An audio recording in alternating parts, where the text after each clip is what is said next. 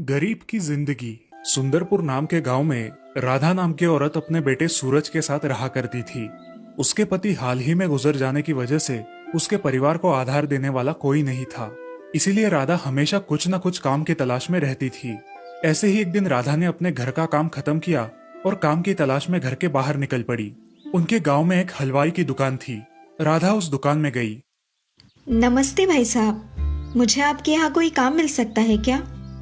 नहीं बहन, मेरे यहाँ फिलहाल तुम्हारे लिए कोई काम नहीं है। भाई साहब, आप मुझे बर्तन मांजने बोलोगे तो भी मैं कर दूंगी। अरे नहीं बहन, ऐसा नहीं है, मगर मेरे यहाँ कुछ काम ही नहीं है।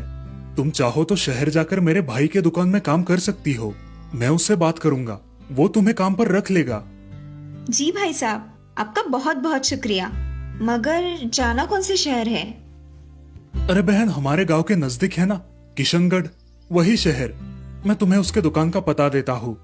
ठीक है भाई साहब। राधा वहां से चली जाती है। अगले दिन राधा और सूरज किशनगढ़ के लिए रवाना होते हैं। वहां पहुंचकर राधा दिए हुए पते पर पहुंच जाती है और वहां जाकर। नमस्ते भाई साहब, मैं सुंदरपुर से आई हूँ। भाई साहब ने मुझे आपके यहाँ काम के लिए भेजा है। हाँ हाँ बहन, आओ। तुम्हें यहाँ कुछ बर्तन साफ करने होंगे। खाना वगैरह यही मिलेगा और महीने की 3,000 तनख्वाह दूंगा। चलेगा ना? हाँ भाई साहब, चलेगा। मैं काम पर कब आ सकती हूँ? कल से आ जाना बहन, ठीक है? आज रहने का बंदोबस्त कर लो।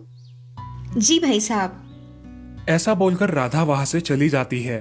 तभी सूरज उससे पूछता है, माँ, अब हम कहाँ रहेंगे? देखते हैं बेटा, कोई किराए का मकान ढूंढते हैं। मगर उस दिन उन्हें कोई मकान किराए पर नहीं मिलता। वो दोनों पूरी रात सड़क पर ही गुजारते हैं। सुबह होते ही जल्द ही दोनों माँ बेटे उठकर दुकान में चले जाते हैं। कुछ देर बाद दुकान का मालिक राघव वहां आता है और राधा को इतने जल्दी आया हुआ देख, अरे राधा बहन, तुम यहाँ इतनी जल्दी क्यों आई हो? भाई साहब, जल्दी उठकर यहाँ चली आई। और ये सामान? वो कल रात हमें कोई मकान किराए पर नहीं मिला, इसीलिए ये सामान भी साथ लेकर आई हूँ। ये बात सुन के राघव को बहुत बुरा लगता है। वो उससे कहता है, जब तक कोई मकान नहीं मिलता तब तक तुम यही रह सकती हो। आपका बहुत बहुत धन्यवाद भाई साहब, मैं ये आपका एहसान कैसे चुकाऊंगी? अरे भाई बोलती हो और एहसान की बात करती हो। राधा अपना सामान दुकान के एक कोने में रखकर अपना काम शुरू कर देती है। वो पूरे दुकान की साफ सफाई कर देती है और फिर बर्तन मांजना शुरू करती है। वहाँ बेटा सूरज भी दुकान में बैठकर राघव की छोटी मोटी मदद कर देता है। ये सब देखकर राघव बहुत खुश हो जाता है। अब इसी तरह हर रोज राधा और सूरज राघव की दुकान में मन लगाकर काम करने लगे। कुछ ही दिनों में राधा ने अपने लिए एक किराए का मकान भी ढूंढ लिया। ऐसे ही कुछ दिन बीत गए। एक दिन राघव ने राधा के काम से बहुत खुश होकर उससे कहा, बहन, तुम्हारा काम बहुत अच्छा है।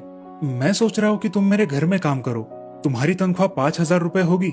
धन्यवाद भाई साहब। राघव से अपने बंगले का पता देता है।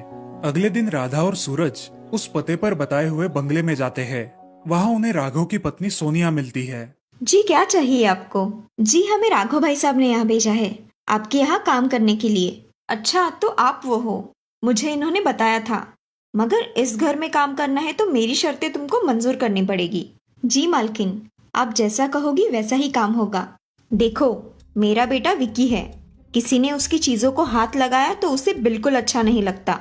इसीलिए तुम्हारे बेटे को बता देना कि उसके कमरे में ना जाए, उससे बहुत जल्दी गुस्सा आ जाता है।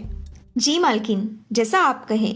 मेरा बेटा कुछ नहीं करेगा, आप चिंता मत कीजिए। अब ऐसे ही एक दिन सूरज को विकी के खिलौनों में से एक गाड़ी बहुत पसंद आती है और वो उसे लेकर खेलने लगता है। ये देखकर सोनिया उस पर चिल्लाती है, रखो वहाँ, तुम्हें हाथ लगाने के लिए किसने कहा? राधा! उसकी चीख सुनकर राधा वहाँ आ जाती है। क्या हुआ मालकिन? तुम्हें पता है ना, विकी के किसी भी चीज को हाथ नहीं लगाना है। मालकिन, गलती हो गई होगी। मालकिन, छोटा समझकर माफ कर दीजिए। ऐसा कहकर राधा की आंखों में पानी आ जाता है। हाँ ठीक है, मगर आज के बाद विक्की के किसी भी सामान को सूरज ने छूना नहीं चाहिए। जी मालकिन, मैं याद रखूंगी और उसको भी समझा दूंगी।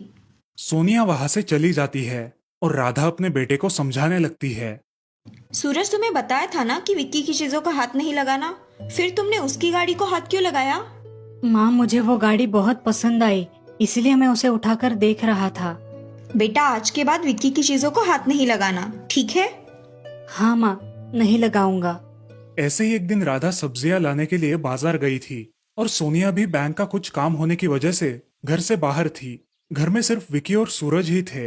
विकी अपने कमरे में खेल रहा था। खेलते खेलते उसकी बॉल घर में एक जगह ऊपर अटक गई और उस बॉल को निकालने के लिए विकी ने एक कुर्सी ली और उस पर चढ़ गया। उस बॉल को निकालते निकालते अचानक उसका पैर फिसल गया और वो उस कुर्सी से नीचे गिर गया। गिरते ही वो बेहोश हो गया। उसकी आवाज सुनकर सूरज वहां आया और उसने देखा कि विकी बेहोश हो गया है। उसे समझ नहीं आया कि क्या किया जाए। वो मदद ढूंढने के लिए तुरंत घर के बाहर निकला। वहां उसे एक आदमी दिखाई दिया और सूरज उससे मदद मांगने लगा।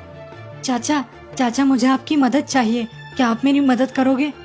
हाँ बेटा, मगर क्या हुआ है बताओगे?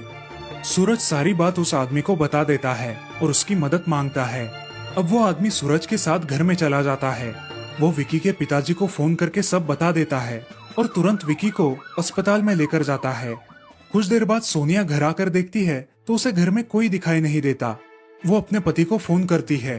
तब उसे पता चलता है कि विकी नीचे गिरकर बेहोश हो गया था और उसे अस्पताल लेकर गए हैं। तभी राधा वहां आती है। मालकिन क्या हुआ है? आप रो क्यों रही हो? अरे विक्की कुर्सी से नीचे गिरकर बेहोश पड़ गया है और उसे अब अस्पताल में भर्ती किया हुआ है। कुछ नहीं होगा विक्की को, चलो हम अस्पताल जाकर देखते हैं। ऐसा बोलकर सोनिया और राधा अस्पताल में जाते हैं। अस्पताल जाने के बाद सोनिया रोने लगती है। कुछ देर बाद डॉक्टर वहां आते हैं। डॉक्टर, कैसी है अब विकी की तबीयत? उसे कोई खतरा तो नहीं है ना? नहीं, उसकी जान को कोई खतरा नहीं है, मगर समय में अस्पताल में लाने की वजह से बहुत बड़ा खतरा टल गया है। आपका बहुत बहुत धन्यवाद डॉक्टर। धन्यवाद मेरा नहीं, इस आदमी का कीजिए जो समय रहते इसको यहाँ पर लेकर आया। जी डॉक्टर। भाई साहब, आपका बहुत बहुत धन्यवाद। आपने मेरे बच्चे की जान बचाई। अरे भाई साहब, मैंने कुछ नहीं किया। जो कुछ भी किया है इस बच्चे ने किया है। इसी ने मुझे बुलाकर अस्पताल में लेकर जाने के लिए कहा।